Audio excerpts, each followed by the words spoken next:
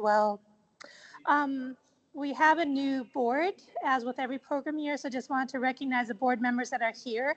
And if you have questions about the Abilene Interfaith Council after this session, please feel free to find us. We're all in interfaith shirts, but if you are a current board member, if you can just please stand up for a minute so people know who you are. Great, so find any of our board members if you have questions. Okay, there are a couple of ways you can become involved with the Interfaith Council. The first thing is placing membership. The membership fees are what helps us bring speakers and events into town. We have 3 different levels of memberships. We have a $12 membership for students.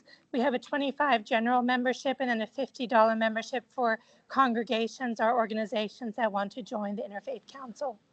Once you're a member, we also have different committees that we're recruiting for. So we have an advertising committee, a fundraising committee, and a membership and recruitment committee. So if you're more interested in getting involved with us, we have amazing committee chairs from our board members that would love to work with you throughout this year to really broaden our horizon, broaden our membership, broaden our impact into the community. We have a very busy year planned. We have our monthly events. We have cafe conversations. We have book readings at Art Walks. We're going to do some fundraising dinners at different restaurants in town. So if you go to the back of the room, there's some information you can find, including calendars. You can put on your refrigerator or flyers with our upcoming events.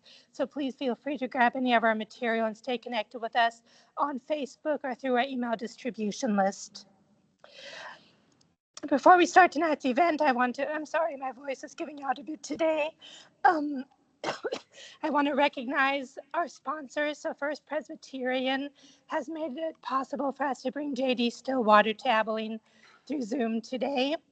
I want to thank McMurry University and our former board member, Dr. Mark Waters, for hosting us on the McMurry campus. And then also recognize the Unitarian Universalist Fellowship of Abilene, a congregation or a denomination that JD Stillwater is very involved with as well. And with that, I'd like to introduce our guest speaker for tonight. Very excited to have him join us via Teams, actually. But JD Stillwater is a graduate of Cornell University. He is a science ambassador and author who writes and speaks about profound insights from the natural reality and insights that he believes can drive paradigm shifts and cultural awakening. The work springs from JD's love of science and his gift for making difficult concepts graspable for non-scientists. And I will say, as a non-scientist, I really appreciate that. He had a 24-year teaching career, teaching secondary education, and now shares the awe, wonder, and spiritual depth of he experiences from the findings of the global scientific endeavor. JD is an officer of the Religious Naturalist Association. He is a global community of people. It's a global community of people who take nature to heart. He also serves on the governing council of the Institute on Religion in an Age of Science, and he is a trustee of the Renner Foundation. In his private life, JD is married to his supportive wife, Anne. They've been married since 1987, so congratulations on that. And they have 2 grown children who are now pursuing their own passions. JD is an accomplished musician, and he performs here and there, but mostly at his Unitarian Universalist church. In his spare time, he has many interests. Let me see if I can get them all right.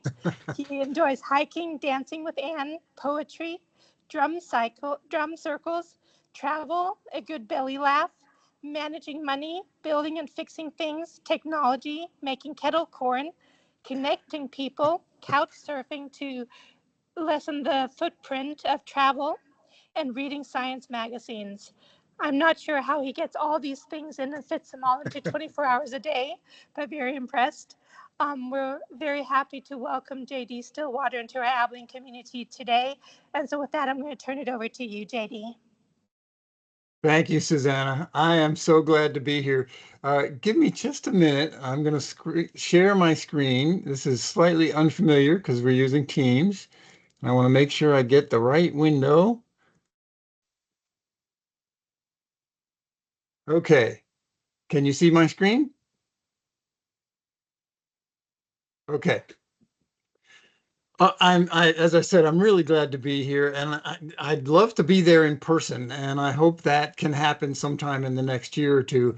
And I understand that Abilene is the proud host city for the National Center for Children's Illustrated Literature. So when I come there in person, which I hope is going to happen, I'm going to have to give them a copy of my children's book. I am honored tonight to be part of the good work of the Abilene Interfaith Council because I think it's really important. This work of reaching across theological and scriptural divides. But what if there were no scriptural divides? Or, in other words, what if there were a common scripture that was shared by all religions? Sounds kind of far-fetched, right? Well, stay with me. The dictionary definition of scripture is really short. Religious writings regarded as holy or sacred. You know, a funny thing happened the other day. My coworker brought a CD version of the Holy Scripture to work, and he got upset when I asked if I could burn a copy of it. You know, there's nothing like a good joke, and that was nothing like a good joke. But but it brings up an important point about what we mean by a holy scripture or a sacred text. Pagan priestess Starhawk once wrote that something is sacred when there is no end, no goal that can justify its destruction or its desecration. Well, that suggests that sacred texts describe things or ideas that must be protected, revered, cherished. Well, last summer, I learned about a podcast called Harry Potter and the Sacred Text. This Harvard divinity student named Vanessa Zoltan began reading the classic fiction book Jane Eyre as though it were a sacred scripture, studying it just to see what spiritual meaning she might be able to glean from it. And she and her professor were astounded at how beneficial that was. And so the effort grew into a study group. And then at some point, someone suggested they use books people actually like. So they started studying the Harry Potter books as though they were sacred texts. It grew into a podcast, and now, 9 years later, 16 million people have benefited spiritually from studying the Harry Potter books as though they were scripture. And that's in spite of J.K. Rowling's dismaying transphobia and anti-Semitism. Their point is not that Harry Potter is a sacred text. It isn't. They chose it because it's well known and people like to read it. And there's a lot going on in the story's plot. Now, I mention all this because I think if this can work with Harry Potter, of all things, I think it could work with almost any text. And what they're doing in this project is exegesis, which means interpretation of a text, usually sacred texts.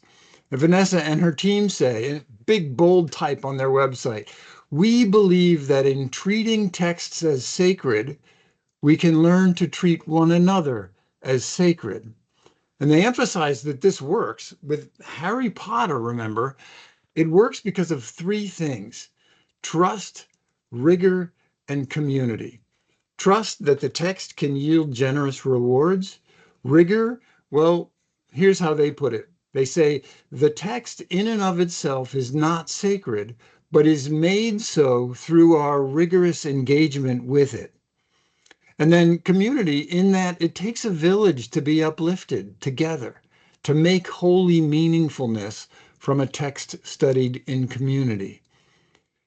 If millions of people can extract spiritual enrichment from studying the Harry Potter books, then if we had a global text that we regarded as sacred, what miracles could arise from interfaith study of it, especially if we studied it with trust, rigor, and community?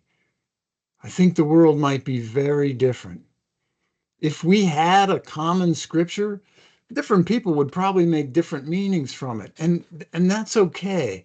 As you know, the billions of people who study the Hebrew book of Genesis have all kinds of different takes on the role of women, for example.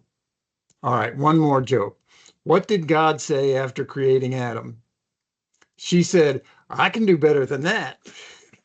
But But what's not funny is how some in this country's history use Genesis to justify slavery. Some people still think that way. And clearly, the same text can sometimes yield vastly different interpretations. So a common scripture doesn't necessarily prevent misuse of it or guarantee religious reconciliation, but it might help. At the very least, we could have some shared holidays, and we would have a common language for addressing challenges, from personal challenges to global crises. Now, at heart, religious scriptures are about spiritual experience. So take a moment to just remember a time when you felt profoundly spiritually inspired or totally at peace or deeply connected. Take a few deep breaths and put yourself back there. Remember where you were and how you felt. And when you're ready, take about a minute or two to just share briefly with someone sitting near you about the context of that experience.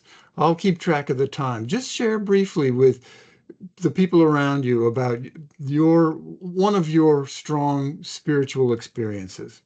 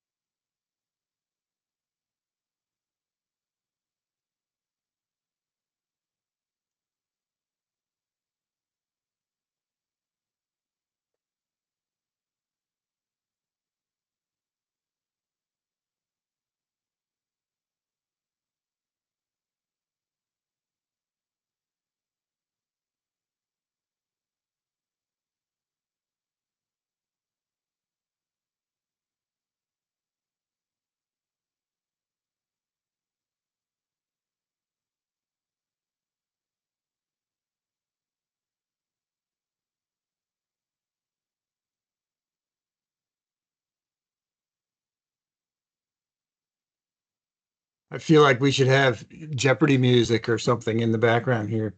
Go ahead and wrap up. Take another few seconds and wrap up.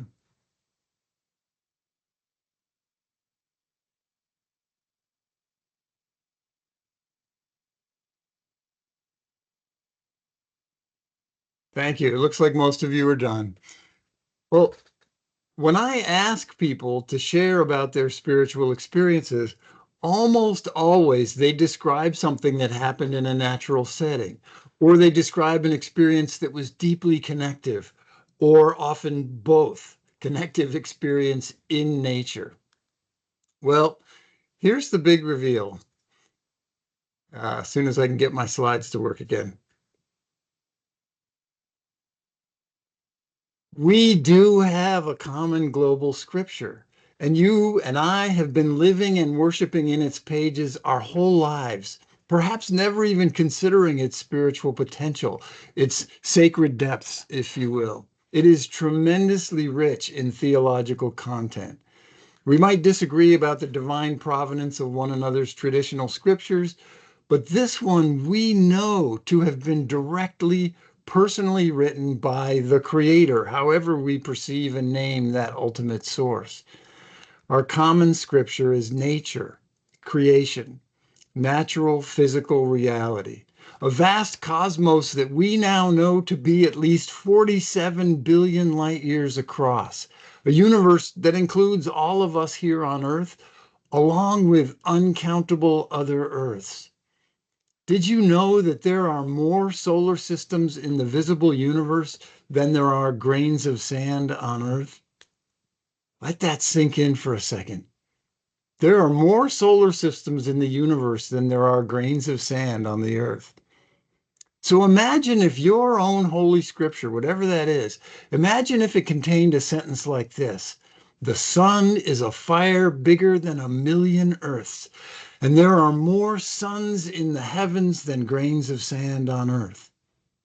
What meaning would you make of that as you studied it? How does it feel to contemplate that? Does it expand your feelings about who or what could have created such a cosmos? Now imagine that that sentence isn't just a sentence in a book recorded by a revered prophet long ago, but a present-day reality you can see with your own eyes. Imagine that anyone can see it and engage with you about what it means to them, how they feel knowing this. How do you feel knowing this? You know, when I ask people that, some say it makes them feel really small, really insignificant. Well, we are. Astronomer Neil deGrasse Tyson says we are a speck on a speck on a speck on a speck. Really, really small. One of those pictures, this one, is a photograph of Earth taken by Voyager 1 from beyond the orbit of Neptune. Your entire life, all of human history, all of evolution took place on that tiny dot. Carl Sagan described it as a pale blue dot suspended in a sunbeam, a speck. On the other hand, as far as we know, the only complex life in the entire universe is here on Earth. 2 trillion galaxies of stars, and this tiny dot of a planet may have the only eyes, the only hearts, the only love, the only minds to appreciate it all. So, are you a speck or are you precious beyond measure? Science just describes, and in that regard, it's a text. It doesn't tell us what it means, doesn't tell us what to make of it. Science concerns itself with what is. It's up to each of us to determine what it means. And human beings are hardwired for making meaning. We can't avoid it. We think in metaphors and analogies. When we're doing science, it's crucial that we hew as closely as possible to the raw facts. And it's really important that we don't confuse our models and metaphors with reality itself. But make no mistake, meaning will be made from new knowledge, one way or another. So when scientists and science writers insist that the cosmos is devoid of meaning, well, they may be right, but at best they leave a void that will get filled with something. At worst, they encourage people to reject science altogether because our guts tell us that nothing is completely meaningless. So again, am I a mere speck or precious in thy sight? I say both. For me, being both minuscule and precious instills a kind of durable humility along with a sense of responsibility. It says, I'm not in control here, and what I do really matters. I'm a terribly small part of something incomprehensibly vast, and nevertheless, I'm an essential part. In 2017, I was fortunate to travel to Oregon's Central Desert with a group of students to see the Great American Eclipse. And I knew it would be a cool astronomical event, but honestly, I had no idea. The experience was ineffable, and my attempts to describe it always fall short, but I'm going to try again. There was a feeling of excitement when the moon made first contact with the sun's disk and then slowly began devouring it. It happened slowly over about an hour, time we spent just brimming with anticipation. Gradually, the light around us dimmed, not suddenly or obviously, but the whole world began to look thin, papery, almost kind of two-dimensional. And then it was dark. Not midnight dark. The horizon looked like early dawn, but that was all around us, not just in the east. Stars twinkled clear and bright overhead. Tendrils of misty light streamed out from the ominous black disk where the sun should have been and was just moments before. I was intensely aware that that misty light I was seeing from the sun's corona traced a laser straight line of conscious connection from my eye up through the atmosphere, just skimming the edge of the moon and reaching out all the way to the sun, drawing me into their primordial dance, a dance that conjoins space and time and that marries dynamism with stillness and connects descendants with ancestors. But these were not thoughts in my head. I felt all of that all at once. It washed over me like a cool shower on a hot afternoon. It was overwhelming, breathtaking. It was beautiful. And then it was over. Those 2 minutes of totality were painfully short. I exhaled and discovered that I was sobbing with joy and awe. If you get a chance to see a total solar eclipse, take it. For me, it was a profound spiritual experience. Well, Richard Louv says all spiritual life begins with a sense of wonder. And I've spent many years now collecting and cataloging awe-inspiring wonders from natural reality. I've been calling them revelations because they get revealed as scientists do their work. And even if we had 1,000 hours this evening, I could barely scratch the surface of all the ones I've collected. But I want to share a few more. Let's start. I'm going to ask you to bring to mind a prophet or a teacher at the root of your faith tradition, whatever that is. Someone maybe like Moses or Baha'u'llah or Jesus or Buddha, somebody like that. Take a second. Everybody have someone in mind? All right, now take a deep breath with me. You just breathed in over 13 sextillion air molecules in each breath. But here's the thing. Over 700 million of those molecules were also at some point inside the lungs of the prophet or teacher you were thinking of. The same is true of everyone who lived more than a few decades ago. That same breath also included some air molecules from every animal that ever lived, every plant that ever lived. They are all right here in the atmosphere of these rooms with us. And knowing all that, now take another breath. Feels a little different, doesn't it? Some of the oxygen molecules you breathed in a moment ago now are you. They've become part of your body. They've come alive by being part of you. There are more solar systems in the universe than grains of sand on Earth. And there are more water molecules in 1 tablespoon of water than all the stars and sand grains combined. Air and water molecules are so small and so numerous, and they cycle around the Earth so constantly that every cup of beverage you swallow contains over 150 million water molecules that actually passed through Jesus's body during his lifetime. If your religious founder lived more than about 35 years old, then it's even more than 150 million in every cup of every beverage you'll ever drink. That's the science. Now, what does it mean? Well, to me, among other things, it means that all water is holy water. And when I consider that as I drink, it connects me with all the ancestors on this dynamic living planet and with the holiness that infuses every moment I'm alive. It orients me squarely within a stream of flowing matter and energy far greater than myself, far greater than my daily struggles. So when I meditate on science revelations like this, and then interpret them like the chapters of a religious text, some consistent fibers stand out for me, like golden threads in nature's tapestry. I begin to see patterns that have meaning, not only for me personally, but that offer to help heal a wounded society on a critically ill planet. And I call them the insights. And I want to skim through just 3 of them.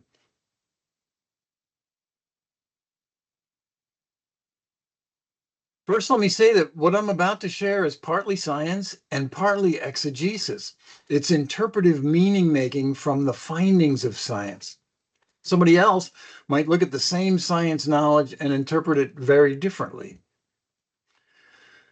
Here we go. Unity. The kind of genetic testing being done routinely now makes clear that every human being on the planet is a distant cousin. The people here this evening are all cousins. How do we greet a cousin we've never met? that turns up at a family reunion. Let's practice and really do this. It's fun. Turn to someone sitting near you there in the room who you don't already know and just say, "Hello, cousin. I'm so glad to finally meet you." Come on, you can do it.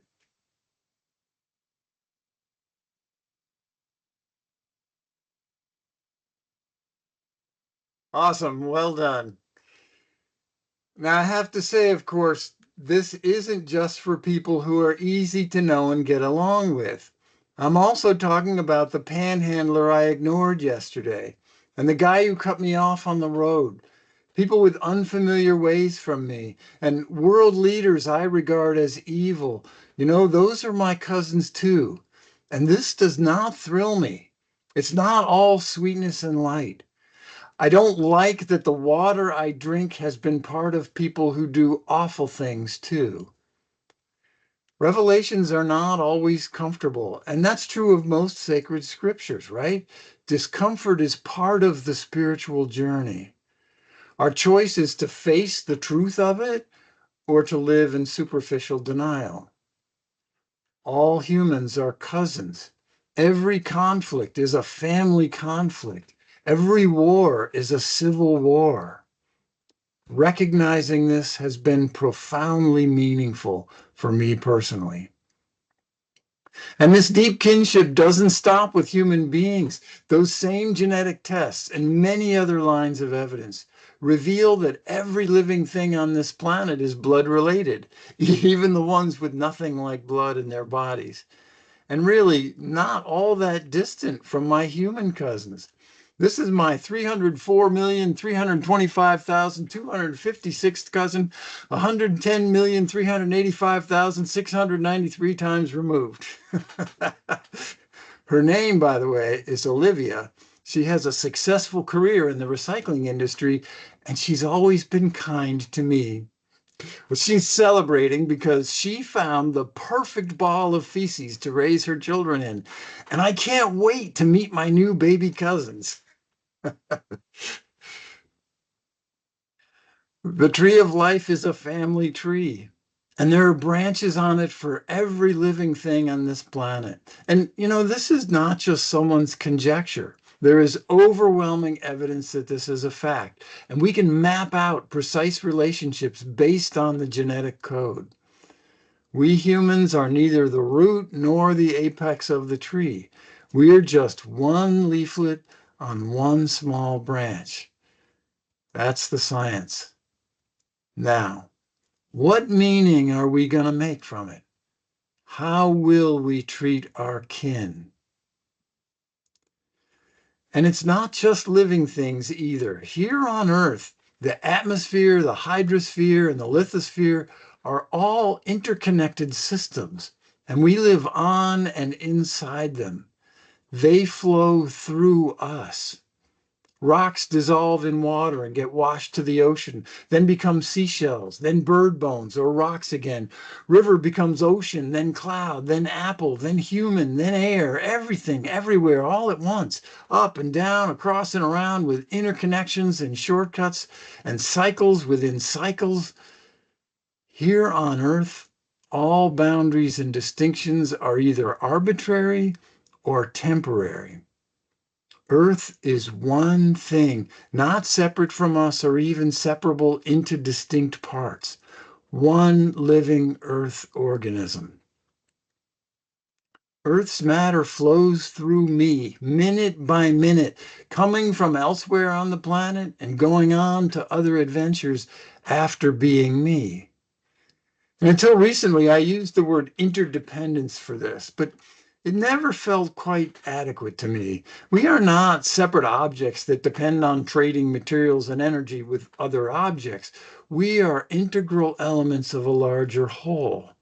I am the water cycle and the carbon cycle and the nitrogen cycle. Like my blood and bones are my body.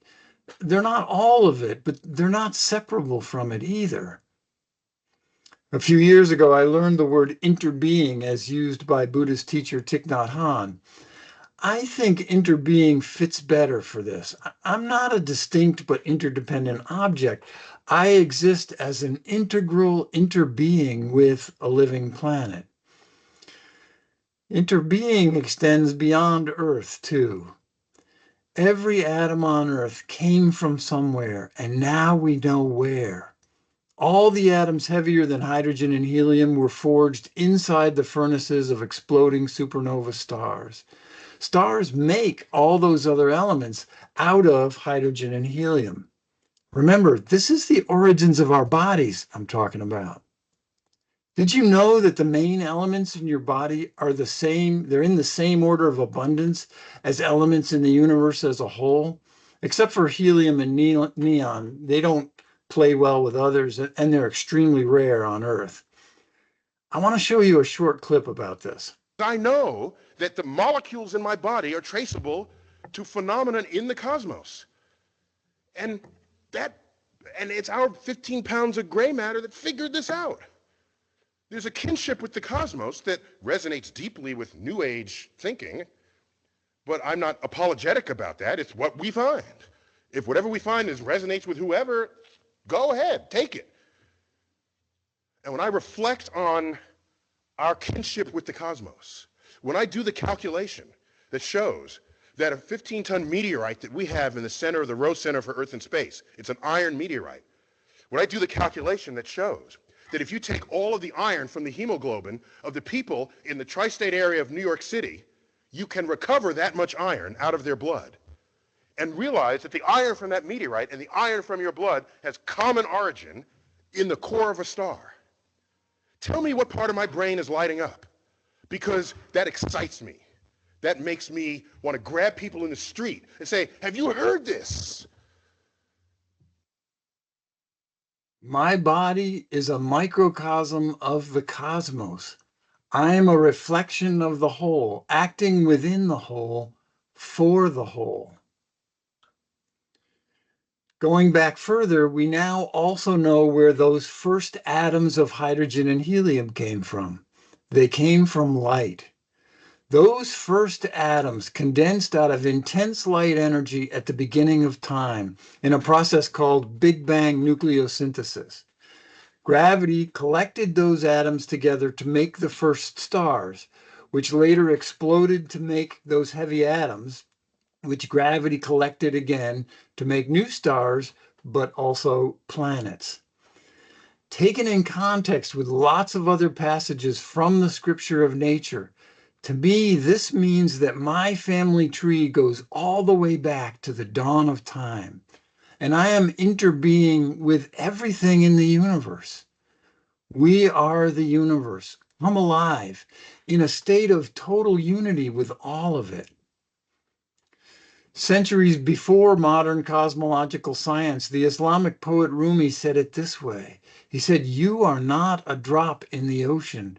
You are the entire ocean in a drop." Cooperation.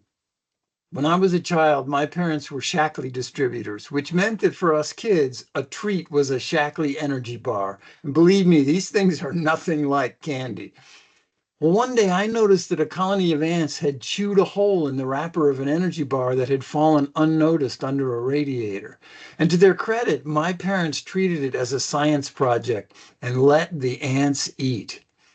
Well, those ants were fascinating to me, and I spent hours on my belly watching them, day after day, noticing how they walked in thin lines like highways, complete with passing lanes, and how they touched antennae with each other as they passed. Well, within about a month, the ants had carried off the entire bar, one tiny mouthful at a time. Why am I telling you this? Well, survival of the fittest does not mean survival of the strongest or fastest or smartest. The fittest means those who are best aligned with their environment. And environments change. So fittest means different things in different times and places. And in the 600 million years of life on this planet, actually it's closer to 3 billion, survival of the fittest has most often meant survival of the most cooperative. Yes, there is competition between individuals and between species, but survival is often a team sport. So cooperators almost always have an advantage. The worker ants moving that cricket are sterile. They have no chance of having baby ants of their own. They are working to support their sisters and nieces who will. Cooperation is the essence of every major advance in the complexity of life on Earth. So, in the eukaryotic revolution, single-celled bacteria engulfed but didn't digest their neighbors. To the benefit of both, those internal cooperators became essential organelles of our cells, like mitochondria and the chloroplasts in plants. Then, single cells cooperated to make the first multicellular organisms. Up until then, there were no organs, no blood, no stomachs or brains. So cooperation allows for specialization. Later, some of those multicellular creatures began to cooperate in societies like ants, but also elephants and people and wolves. The fossil record consistently reflects greater and greater scales of cooperation building up in layers of biological complexity. Living things cooperate in larger and larger assemblies. And each time that happens, new potentials, new qualities can emerge. And all of this only happens if there's diversity. No evolutionary change can happen in a population if its members are all clones of each other. When there's diversity, natural selection has something to work with, promoting alignment with the environment and hindering misalignment. Now, it's important to mention that natural selection works on populations, not individuals. This darker colored moth is just as likely to be eaten by a bat when these two moths are in the air flying. And they both could have landed on a light colored birch tree, and then the camouflage would be switched. So the lesson here is not that some individuals are better than others.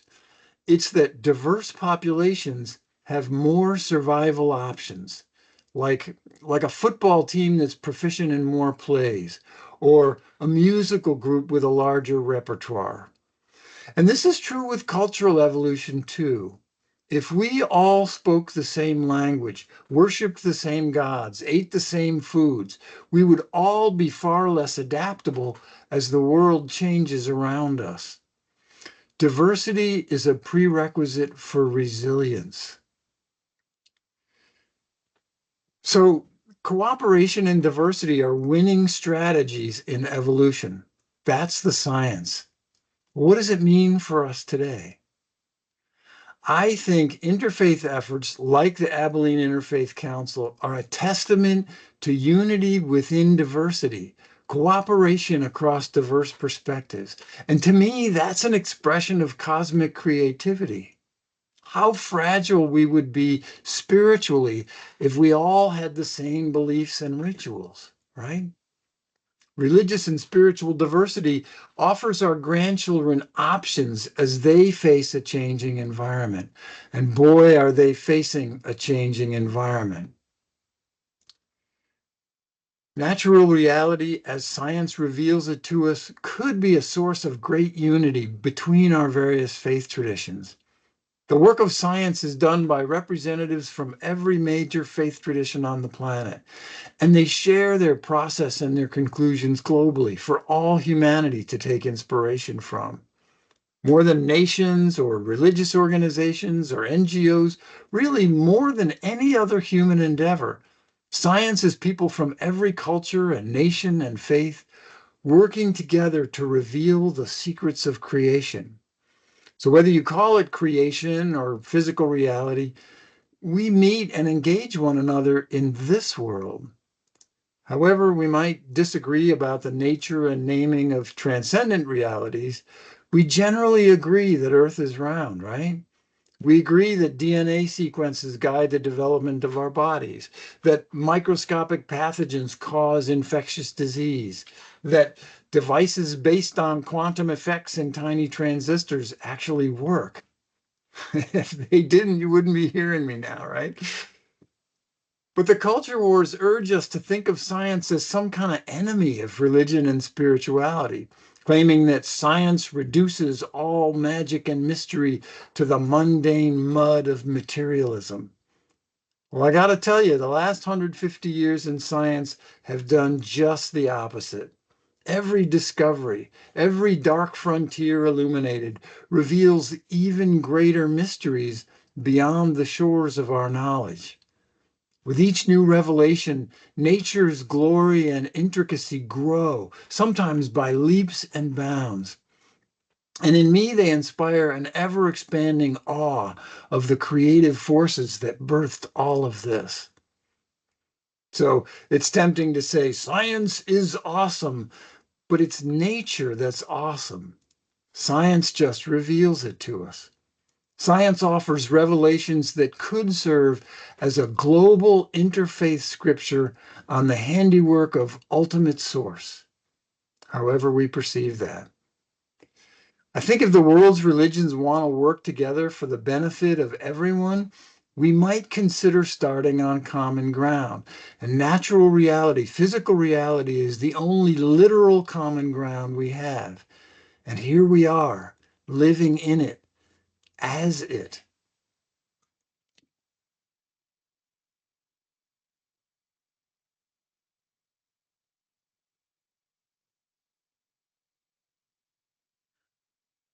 What if our sources of inspiration and spirituality included one that's based on what we know alongside what we believe?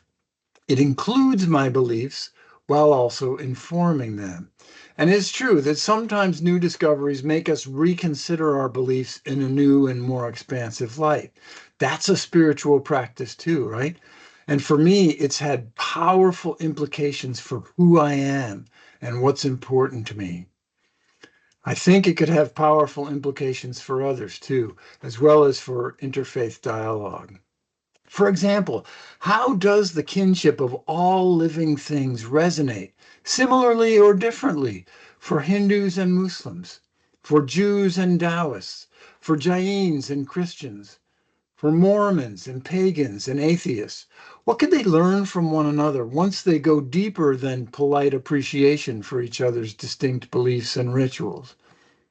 The fact of that kinship is something we all share because we are it. We are that kinship.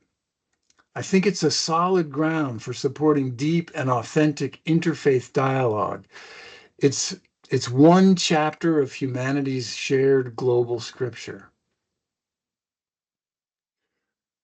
When something is sacred, nothing can justify its destruction or desecration. The text in and of itself is not sacred, but is made so through our rigorous engagement with it. We believe that in treating texts as sacred, we can learn to treat one another as sacred. Nature is a sacred text, and sacred texts describe things that must be protected, revered, cherished.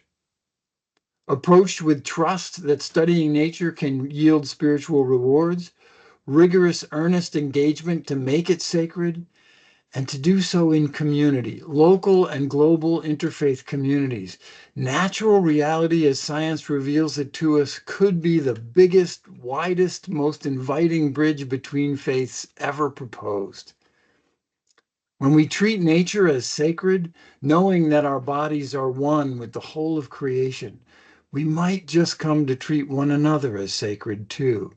Sacred elements of a sacred planet, minuscule and precious in a vast and glorious cosmos. Thanks for being here this evening and for supporting the Interfaith Council. If you want to stay in touch with me and my work, make a note about my website's address there on the screen, where you can subscribe to my monthly science newsletter and other fun stuff. And I'm going to stop screen sharing, and I look forward to your questions and comments and discussion.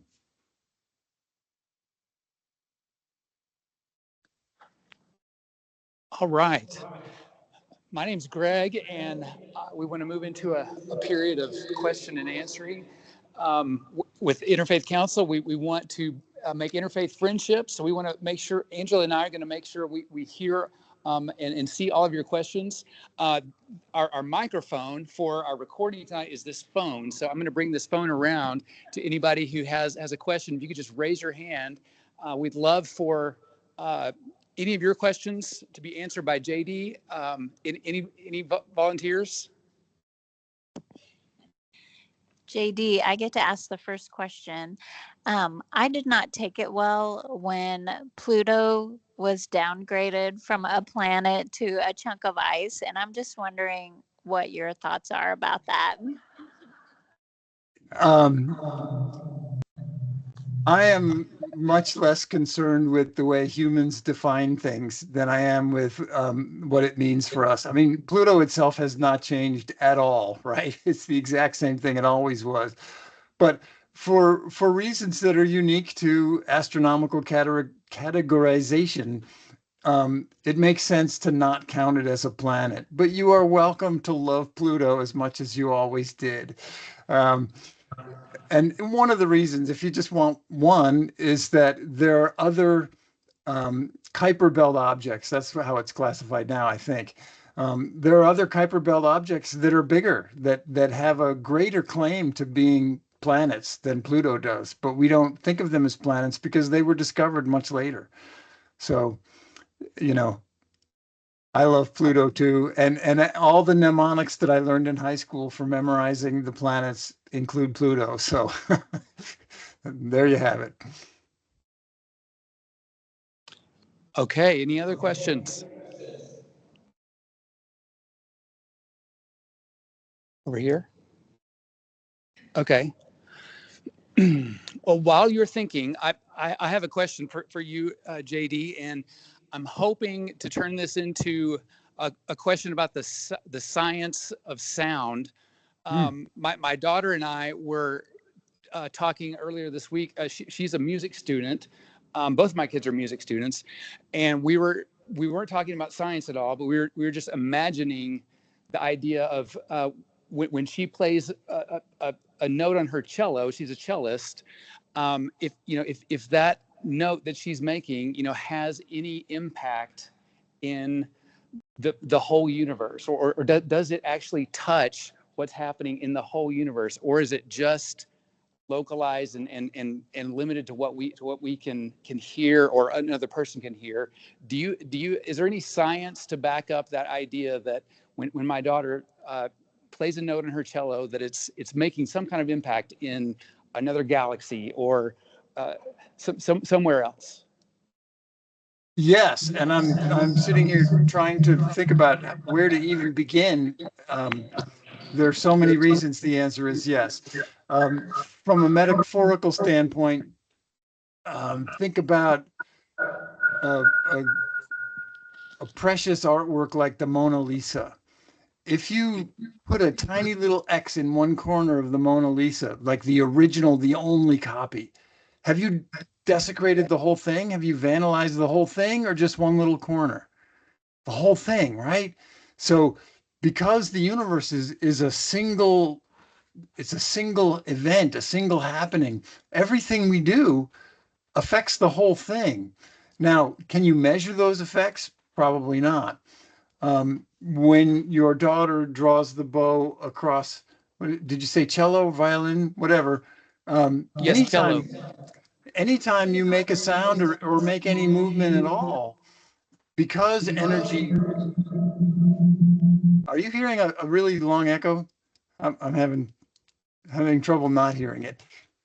Any kind of change, because of the conservation of energy, it ripples out in all directions. And when it's the cello, it's the speed of sound.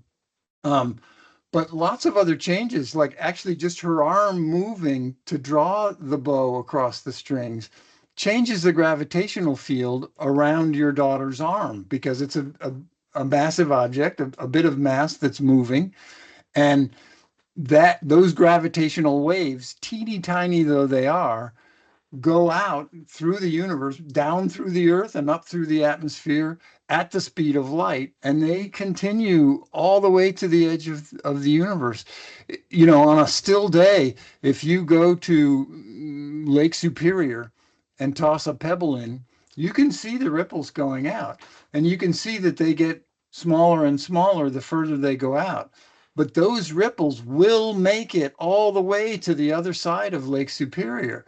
They'll be almost impossible to measure because they'll be so small. But the laws of physics say they're going to get there. They really will. So yes, absolutely.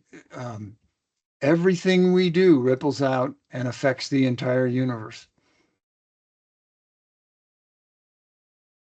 Okay, Mark has a question for us. What you were just saying reminded me of non-locality and quantum entanglement. Would you comment on that and how that relates to the interconnectedness of the universe? I wish I had conclusions to share with you, but that is still very much an active topic of discussion among physicists. But let's see how to do a short version of it. Entanglement is this observation that when two subatomic particles become entangled, they act like a single object that can be in two places at the same time. Or maybe they act like two different objects that can somehow communicate faster than the speed of light, that's the universal speed limit. It's supposed to be impossible, but we see it happening. So the possibility that two particles can be one object in two different places at the same time is raising this question of non-locality. And if the universe is actually non-local, that may mean that distance isn't real. Distance is an illusion, that the separation between different points in space and possibly even different points in time doesn't really exist. So it's a very active point of discussion among physicists, and I am very much watching to see how it turns out. But at this point, we don't really know. A lot of mystery, fascinating mystery being explored there. Did I answer your question, Mark, or was there more that you wanted to get to? That was great. I mean, I don't understand quantum entanglement, but that was a great response. Yeah.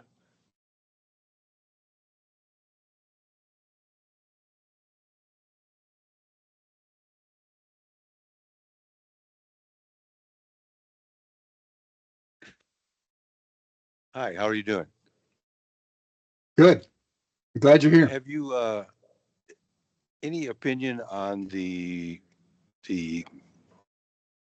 philosophy that the Earth is frozen energy and that we're living in a matrix?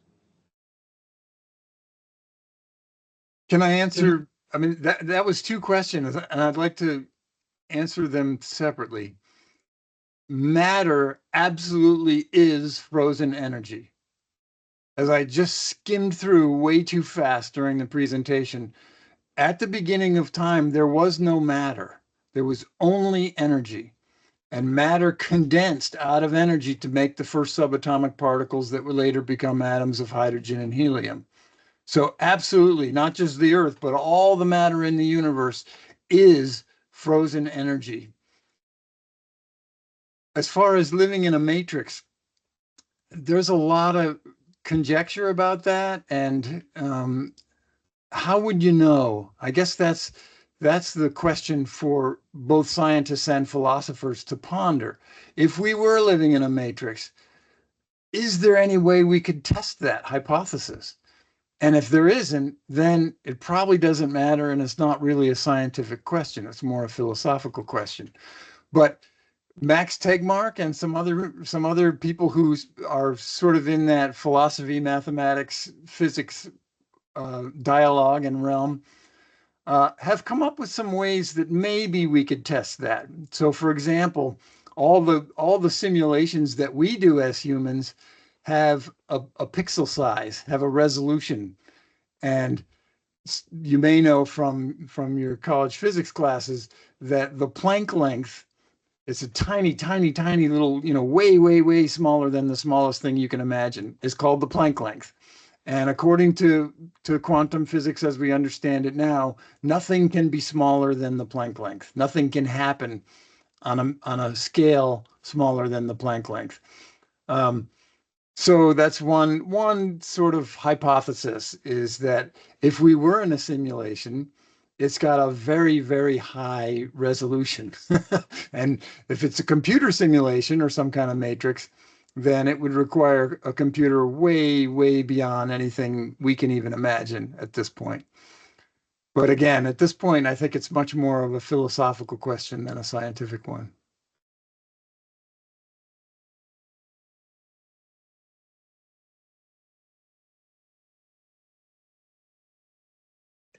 Hi. Do you believe that there are universes, multiple universes, and multiple worlds? What a great and Not interesting. just in our Milky Way, but expanding greatly. Do you believe that? Even in the universe that we know, the universe that we can see, there are 2 trillion galaxies that are like our Milky Way galaxy. Our Milky Way is just one tiny corner of the visible universe. It's 100,000 light years across. Even if you could go the speed of light, it would take 100,000 years to get from one side to the other. And that is just one tiny, it's 1 out of 2 trillion galaxies. So yes, even in this universe as we know it, there are uncountable worlds. When people use the word multiverse, what they mean is whole other universes, places we cannot go, not because they're too far, but because they're not even in the same space-time with us. They're a completely different universe that might even have different physical laws and that sort of thing.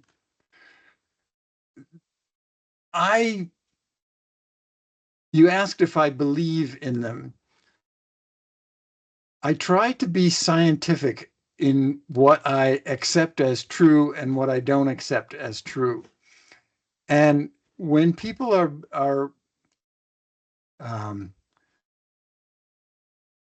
that's it. First of all, let me say, I'm not very good at it. Most of us aren't.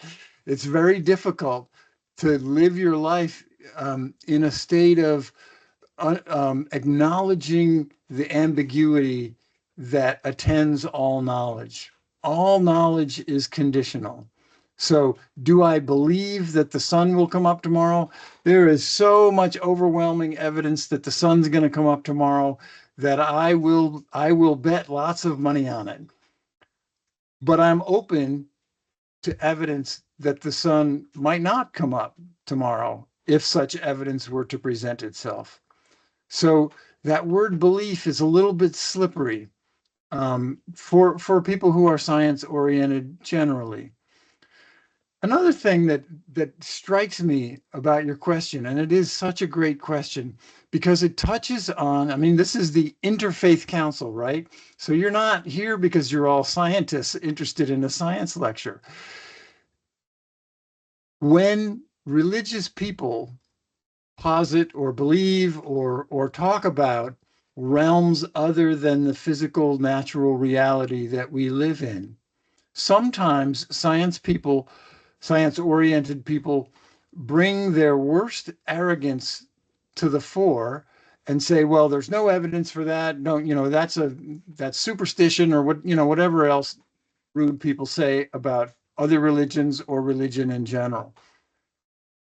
But because scientific and mathematical evidence is suggesting that there could be, especially questions like what came before the beginning of time, causality doesn't mean much. Cause and effect don't mean much before time.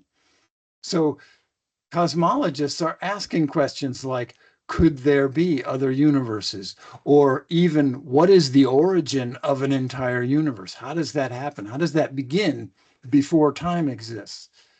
Those questions are scientific questions, but they too are hypothesizing realms other than this natural physical reality that we live and interact in. And I kind of chuckle a little bit whenever anyone gets dogmatic about questions that we can't really answer at this point. So a question like, is there a heaven? Is there a hell? Was there a universe before time began? The only honest answer that I can give is, I don't know. And I am striving to live my life comfortable with questions whose answer is, I don't know. It's instinctive for human beings to want to know. It's normal and natural for us when we encounter a mystery to come up with some answer to that mystery, some solution. We want to know, or we at least want to be comfortable thinking we know. And I don't know. I just don't know. So when you ask, do I believe? Well, I'm not even sure I can say I believe that the sun is going to come up tomorrow. I trust that it will based on evidence. But there's no evidence for other universes. It's just a question. That was a very long and rambling answer with a lot of tangents. Did I answer the same question you're asking?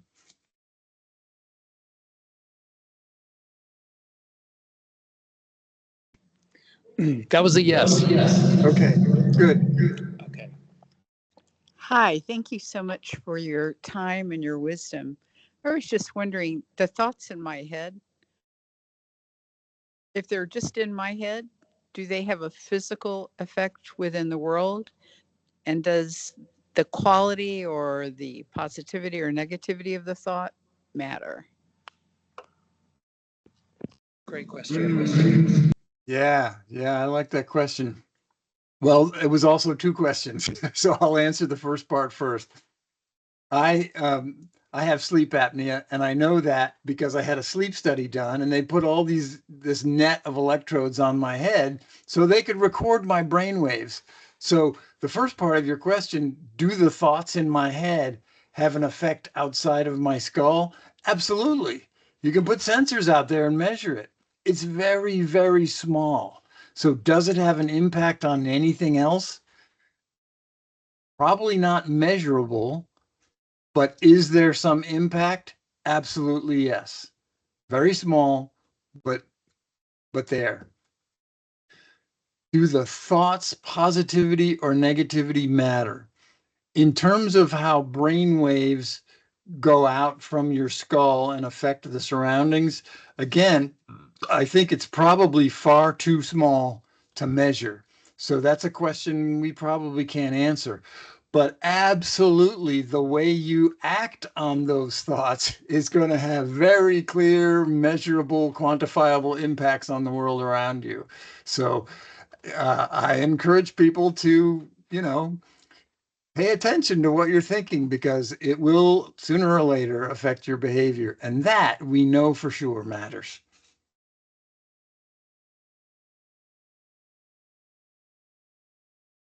Okay, we're getting close to the end of our time. This may be one of our last questions. Oh dear. When years ago, I had a science teacher who was teasing the class and asked a question that I have thought about over the years since then. And she said, everything natural is actually math. Is everything really math, or is that our brain turning it into math and it has nothing to do with math? Oh, what a wonderful question. Well, there's a kind of, there has been, I think it's disappearing, I really do. But over the decades, maybe over the centuries, there's been this kind of pecking order in the sciences where, biologists would, well, they wouldn't say it. It's the physicists who would say this. They would say, well, biology all essentially reduces to chemistry, and chemistry all reduces to physics. And then from across the hall, the mathematicians would chime in, yes, but physics all reduces to mathematics. And it's arrogant and not true, at least from my perspective. You need physics. You need math to explain physics. You need physics to explain chemistry. You need chemistry to explain biology. But what's happening now in the scientific community is this new concept called emergence is taking the sciences by storm, because we've spent centuries now taking things apart to see how they work, and then to see how the parts work, and taking those parts apart to see how they work. And this is called reductionism, and it's extremely effective. It has been part and parcel of science for centuries, and it really works, and it's really effective. And now we've gotten to the point where the scientific disciplines have learned enough about the natural world that they overlap with one another.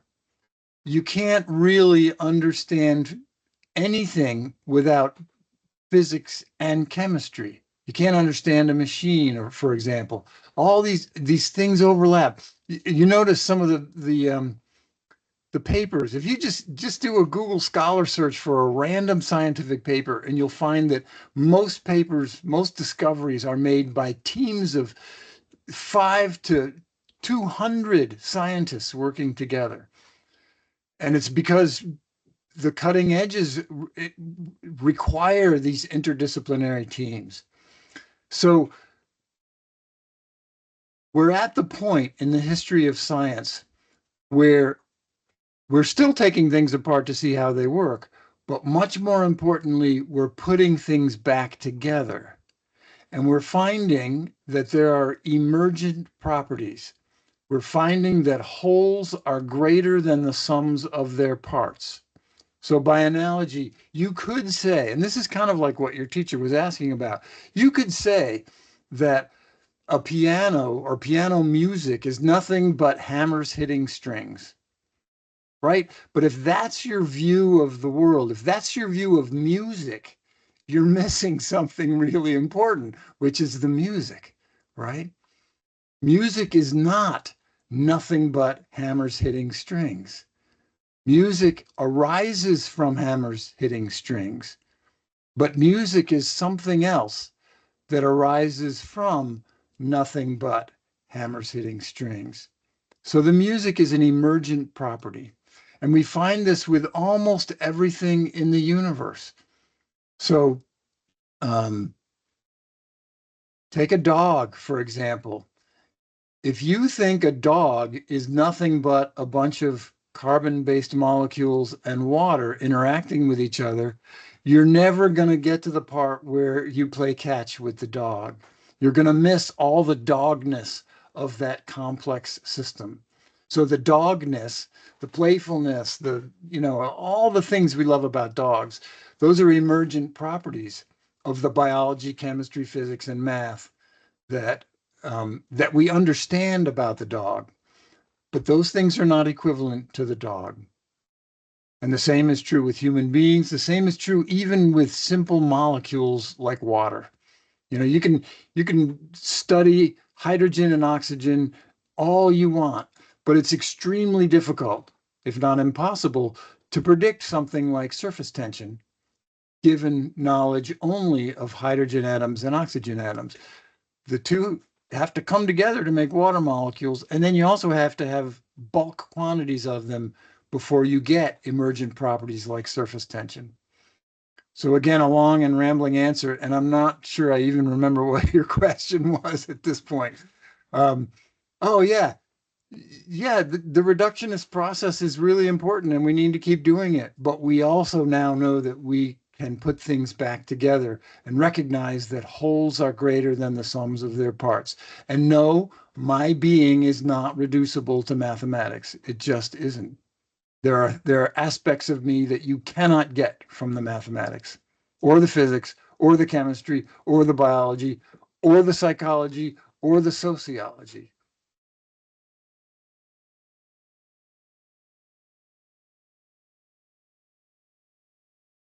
Okay, well, JD, it's been amazing to be with you tonight.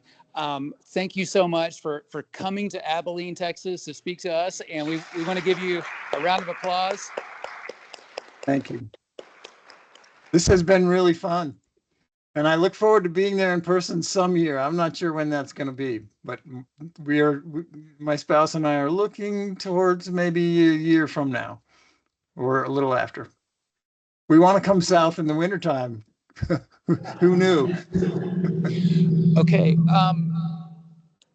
JD, I was fortunate enough to be able to hear a podcast interview with you earlier this week. And I know that we also have a copy of a children's book here in the room tonight that you wrote. And I want to just let everyone know that you can take a look at that tonight before you leave if you like. Is there any other things you want to share with us about ways that we can connect with some of your writings or your work or ways to hear you in the future? Yeah, the best place to start is at my website. And there you can sign up for my monthly newsletter, which people seem to really like. I put a lot of time and effort into it, so it's good to know that they like it. But it's news about my work, but also it's science news. You know, I scrub all the science news, new papers that come out, looking for things that I find particularly profound or insightful. And I just do a quick summary of them and put them in my newsletter. My children's book is available on most internet booksellers, at least. Yeah, I think that's it. There's probably more, but start with my website. There are lots of choices and options there. Okay, well, JD, we're going to move into another phase of our meeting. We want to share a bit more news with our audience here tonight. You're welcome to stay with us, listen in, and if you have any advice at any point, let us know about how we can be a better interfaith community here in Abilene. We're a small town, but we have all of the major world's religions here in Abilene, and we want to learn whatever we can from people like you about how we can build better community here in Abilene. And I want to turn things over to Tyler, who's going to share a little bit about our cafe conversation events that are coming up this fall and next spring.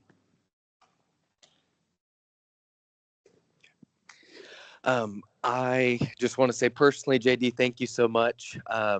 And thank you, like on behalf of the board, thank you to everyone here. I know since Linda brought it up last fall, we have been so excited to hear from you, JD, and thank y'all for being here to be a part of that. So many questions I gleaned so much from, just at being bombarded with all this information and knowledge from JD. You know, I'm just like, I'm holding on for dear life through part of it. And your questions help me think about things in a new way. So thank you for that. As far as cafe conversations, mark your calendars. October 3rd, a week from Thursday, February 6th, and May 8th. We're going to be ramping up our cafe conversations again. I'm so excited to be able to facilitate that. October 3rd, next Thursday, Dr. Waters will be leading a discussion on theodicy and anti-theodicy, how different faith traditions deal with the problem of evil. I'll leave it at that. That's just a little tease. But I would love to see all of your faces there. We're going to be at Grain Theory in the back room, the Blakely. You're free to grab food, get drinks, coffee, whatever. So that will be next Thursday. And then, of course, February 6th and May 8th, every cafe conversation, Thursday night, 6 o'clock. So, yeah, anyways. 6 o'clock. Thank y'all, everybody, for coming. We so appreciate seeing all of your faces. Thanks again to the UU Fellowship of Abilene and McMurry University and First Central Presbyterian Church for being our sponsor. And we are hoping that we have a good recording of this, because I know I was seeing all the slides and thinking, how am I going to remember all this? We're going to try to send that recording out to the whole membership. So hopefully many people will get to gather your wisdom, JD. Thank you so much. And we have an email sign-up sheet at the back if you want to find out about our future meetings. And I think that's it. You guys are awesome. Thank you so much. And thank you, JD, one more time. Bye-bye.